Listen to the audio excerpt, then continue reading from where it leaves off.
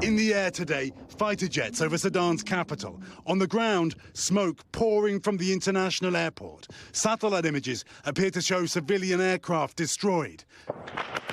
Many Americans trapped tonight, including travel writer Lakshmi Parthasarathi. We woke up and thought there was a thunderstorm, and it turned out that there was gunshots and bombings, shelling.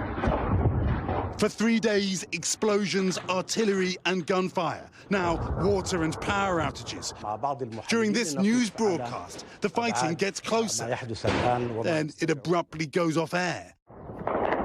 Even hospitals have been hit. The clashes fueled by a bitter feud between the country's two top military leaders from the army and a powerful paramilitary group. American Mohammed Ahmed among those now stranded, having travelled back to Sudan for his father's funeral. He's been able to talk with his wife, JC, and their daughters back in Iowa. He worries about us, which is just, crazy. We're fine. We're sad, but we're safe. I feel so bad that he's worrying about us when he's the one in danger, possible danger.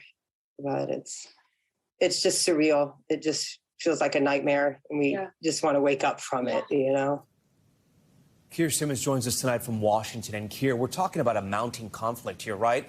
We're seeing around 100 civilians dead, if not more, plus the UN World Food Health Program saying it's halting operations. That's right, Tom. It's chaos in Khartoum.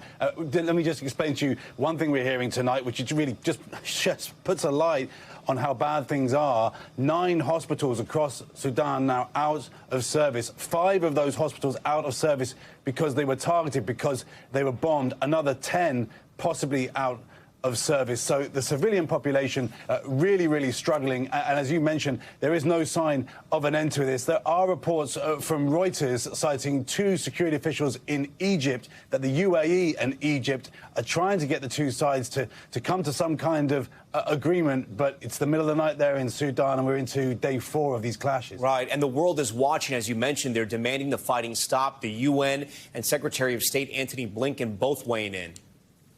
That's right. Antony Blinken saying that the two sides should talk, and talking about the democratic aspirations of the Sudanese people. And I think that's an important point to point out, that this country has a nascent democratic future that is now being snubbed out, it seems, by these attacks. Another point to mention that I think is important, Tom, this is a strategically important place. Russia and the US has tried to influence it over many, many years. So there are lots of reasons why what is happening in Sudan right now is important for the world. Thanks for watching our YouTube channel. Follow today's top stories and breaking news by downloading the NBC News app.